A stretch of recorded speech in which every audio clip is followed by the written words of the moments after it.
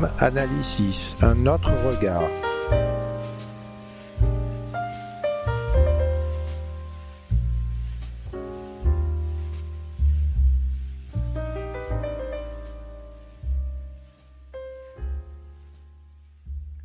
Alors, chers auditeurs, j'aimerais aujourd'hui changer de thème et parler d'une question qui m'est chère, c'est la question de l'État. Plus exactement, est-ce qu'il faut réhabiliter cette notion de l'État qui est attaquée par de multiples champs et par de multiples penseurs? Et je dois dire que j'ai profité de mes études. En effet, j'ai eu la chance, lorsque j'étais, il y a très longtemps, étudiant, de travailler la philosophie, justement, d'un théoricien de l'État, d'un philosophe qui est finalement, je me rends compte, assez peu connu, voire totalement méconnu en France, qui s'appelle Hegel. On connaît vaguement le nom. Certains élèves qui ont fait une terminale de philosophie se rappellent peut-être vaguement de 2 ou 3 thèmes de Hegel, mais Hegel est un philosophe difficile. Mais c'est un philosophe qui s'est intéressé à la notion d'État. Et il a réalisé une philosophie politique qui est assez intéressante, qui est un système, puisque chez Hegel, tout est système, tout a la forme du système. Et je dois dire que cette idée politique que développe Hegel a eu en quelque sorte une vie secrète. Il y a en effet des idées qui ont des vies intimes, des vies, je dirais même, souterraines. On croit bien connaître ces idées, comme l'idée de l'État, mais en fait, ces idées vont faire une sorte de chemin inconscient. Elles vont cheminer de manière souterraine. Et c'était là d'ailleurs la formule de Marx, puisque ceux qui connaissent Marx savent bien que Marx, dans un ouvrage qui s'intitule Le 18 Brumaire de Napoléon, a évoqué l'avenir de certaines idées politiques qui, dit Marx, comme une taupe, travaillent souterrainement. Alors ce souterrain, c'est le souterrain de l'idée de l'État que j'aimerais examiner. Cette idée de l'État, c'est une taupe, c'est-à-dire une idée qui fait son chemin sans que nous sachions exactement ce qui se passe. Alors pourquoi cette idée de l'État est une taupe hegelienne? Parce que Hegel va, je dirais, lancer le caillou dans la mare. Il va, en faisant ses cours de philosophie, considérer l'État comme l'incarnation de l'absolu. C'est une idée très forte. L'État, c'est l'incarnation, dit Hegel, de l'absolu sur Terre, et c'est un point de vue qui, vous allez voir, peut nous surprendre. C'est un point de vue qui peut nous effrayer même parfois. Parce que, disons-le franchement, pour Hegel, l'État, c'est tout simplement la manifestation de Dieu sur Terre. Rien moins que cela. Alors je vais citer l'ouvrage dans lequel il énonce cela, avec son vocabulaire qui est parfois complexe. Voilà ce que dit Hegel dans les principes de la philosophie du droit. L'État, dit-il, est la réalité effective de la liberté concrète. L'État est la marche de Dieu dans le monde. C'est son fondement sur terre. Chers auditeurs, on assiste là à une véritable déclaration d'amour de Hegel vis-à-vis de l'État. Déclaration d'amour qui, je dois dire, peut nous effrayer. En effet, pour Hegel, il n'y a qu'un sujet de la politique, et un seul, c'est l'État. L'État, c'est l'incarnation de Dieu sur terre, c'est l'incarnation pour lui de l'absolu, et c'est la raison pour laquelle il y a une véritable vénération de l'État chez Hegel, puisque les sociétés humaines, pour Hegel, doivent toutes tendre vers cet état qui est un principe de raison. Une société humaine qui ne connaîtrait pas la forme étatique, qui ne connaîtrait pas ce pouvoir et cette administration de l'État, serait considérée, pour Hegel, comme sous-développée. le développement politique n'est donc pour Hegel que le développement de l'État. Et, rappelons-le, Hegel étant un philosophe du XIXe siècle, l'État que connaît Hegel, c'est, heureusement ou malheureusement, la Prusse. C'est la Prusse de Frédéric Guillaume IV. Ce qui fait que cette divinisation de l'État, peut inquiéter.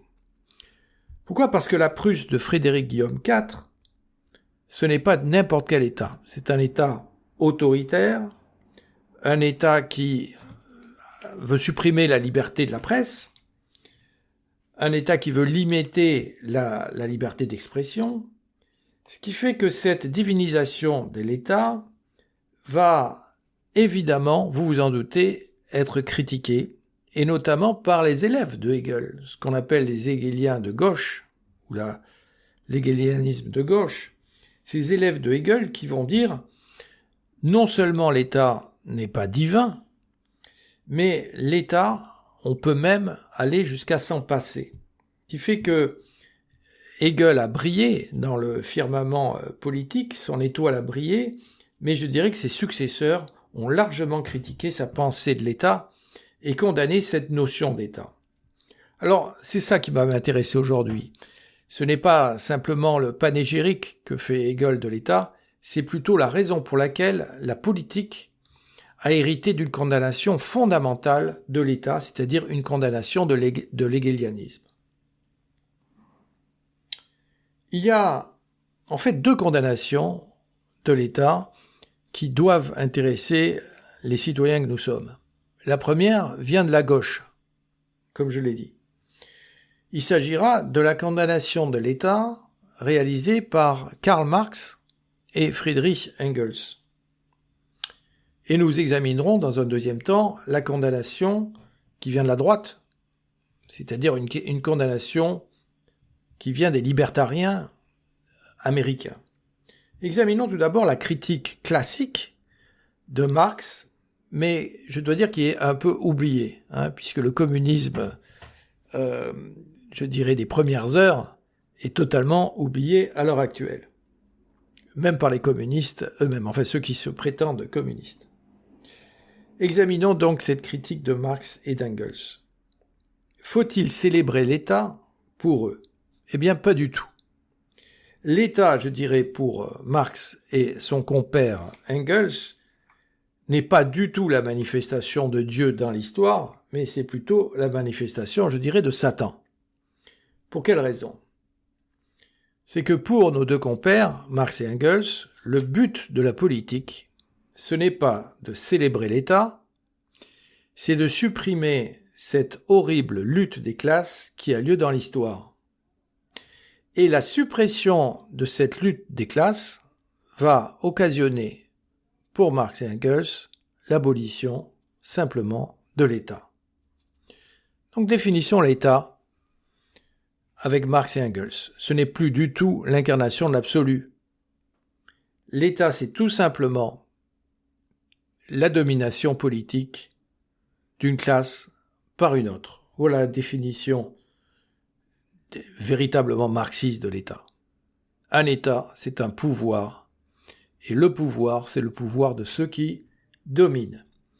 Ce qui fait que si vous supprimez cette domination, par exemple en faisant une révolution communiste, eh bien qu'est-ce que vous allez faire ? Vous allez supprimer, en même temps que vous supprimez la domination, vous allez supprimer la structure même de l'État. J'ai envie de dire CQFD, ce qu'il fallait démontrer. Ce qui fait que la société communiste telle qu'elle est pensée par Marx et Engels doit tendre non pas vers un État communiste, mais vers l'abolition de toute forme d'État. Dès qu'il n'y a plus, dit Engels, de classe sociale à tenir dans l'oppression, il n'y a plus rien à réprimer qui rende nécessaire un pouvoir de répression, c'est-à-dire un État.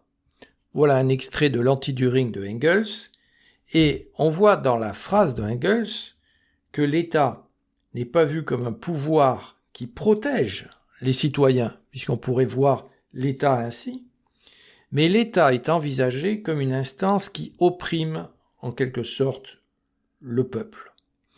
Donc la venue ou la survenue du communisme va correspondre à la disparition et à l'annihilation de l'État. L'État, d'ailleurs, dira Engels, n'est pas aboli, l'État s'éteint. Il va s'éteindre comme on éteint un feu en mettant l'eau du communisme sur le foyer. Ce qui fait que cette première critique de l'État, elle vient de très loin, elle vient de cette gauche révolutionnaire du XIXe siècle qui veut non seulement renverser un État, l'État français, l'État prussien, etc., mais veut renverser toute forme d'État. Alors, ce qui est extraordinaire, c'est que on va trouver, non pas au même moment, mais on va trouver sur l'autre partie de l'échiquier politique une autre critique de l'État qui n'est pas formulée par des socialistes allemands, mais qui va être formulée plutôt par des penseurs américains qui, eux aussi, vont s'en prendre à l'État, mais pour des raisons totalement différentes. Ces penseurs américains, on leur donne généralement le nom de libertariens, c'est un nom un peu vague, mais on dira qu'en gros, ils revendiquent non pas un communisme révolutionnaire, bien sûr, mais ils revendiquent un capitalisme dérégulé. Alors, qui sont ces libertariens ? Pour eux, le sujet de la politique, ce n'est pas l'État, comme dirait Hegel, ce n'est pas le peuple, comme dirait Marx, mais le sujet de la politique, c'est les individus, les entreprises, et si on réconcilie les deux termes, les entrepreneurs. Donc pour les libertariens, l'État met toujours des bâtons dans les roues des entreprises. L'État, je dirais que pour eux, c'est un empêcheur de tourner en rond. Alors, vous allez dire, on ne connaît pas de libertariens. Mais oui, vous les connaissez. Prenez par exemple le dernier président argentin, Javier Milei. C'est un des représentants les plus récents de ce parti libertarien, puisqu'il était lui-même président du parti libertarien argentin. Alors le but de ces penseurs de droite, c'est de minimiser le rôle de l'État. C'est-à-dire que je dirais qu'un État qui est juste pour eux, c'est un État qui est minimal, qui est capable de réduire de lui-même son influence. Le penseur le plus important de ce mouvement, c'est Robert Nozick, un penseur américain, un des plus grands représentants de cette tendance, qui dit ceci. L'État minimal est le seul État moralement légitime et tolérable. Cette phrase est tirée d'un ouvrage qui s'intitule Anarchie, État et Utopie, qui est sans doute l'ouvrage le plus connu de Nozick. Donc, un État, oui, mais l'État le plus petit possible et un État qui ne nuise pas, évidemment, à la bonne marche des entreprises. Alors pour ceux d'entre vous qui ne connaissent pas le libertarianisme, eh bien je vous conseille de voir des films de Clint Eastwood. Comme des millions d'Américains, Clint Eastwood lutte en tant qu'acteur, en tant que réalisateur, en tant qu'individu américain, il lutte contre ce que les Américains appellent le big government, le gros gouvernement, c'est-à-dire l'État qui souffre toujours pour eux d'obésité, qui s'en prend à toutes les libertés. Nous ne sommes pas si loin, chers amis, de la formule française « il faut dégraisser le mammouth ». Le mammouth, c'est l'État. Le léviathan, l'ogre, le monstre en quelque sorte, qui s'en prend à nos libertés. Et le dogme de ces Américains libertariens est celui-ci, minimum government, maximum freedom, c'est-à-dire un gouvernement minimal et une liberté maximale. Mais c'est la question qu'on pourrait se poser. Qu'est-ce que cette liberté ? C'est évidemment la liberté de l'entrepreneur qui demande une liberté de propriété, une liberté de circulation, une liberté d'expression. Alors, en France, cette vision d'un État qu'il s'agit d'amoindrir, de diminuer, de rendre transparent, elle est reprise également par une partie de la classe politique et, d'une certaine manière, par le président de la République, Emmanuel Macron. En effet, même si Emmanuel Macron joue à dissimuler sa couleur politique en changeant d'étiquette tous les 6 mois à peu près, il est clair que tous les observateurs ont remarqué, dans sa politique en tout cas, une dégradation systématique et inquiétante des services publics. Et que ce soit les observateurs de droite ou de gauche, tout le monde a remarqué les effets terribles de cette politique sur le fonctionnement de l'État. L'hôpital, qui, comme le disent certains journalistes, n'est plus que l'ombre de lui-même.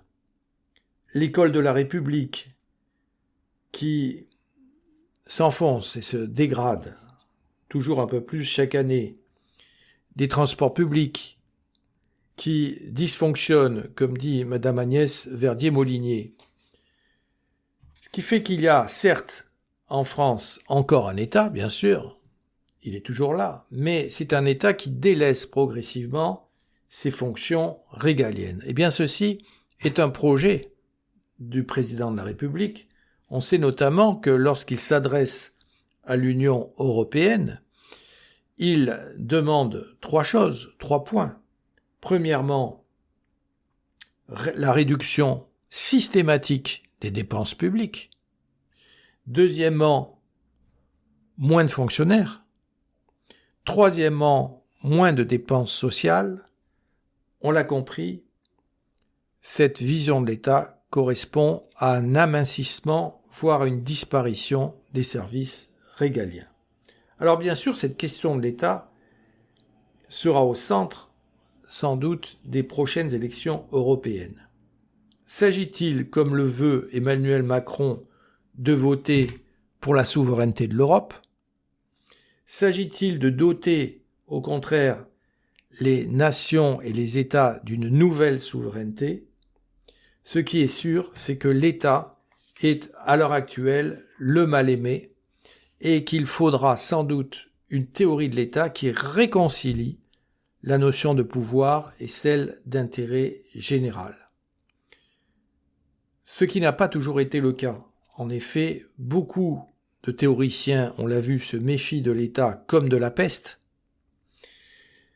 et certains voient dans l'État, malheureusement, la chasse gardée d'une certaine classe sociale. Donc, pour retrouver confiance dans la politique, il faut, disons-le, sans doute replacer l'État au centre de nos discours et de nos interrogations.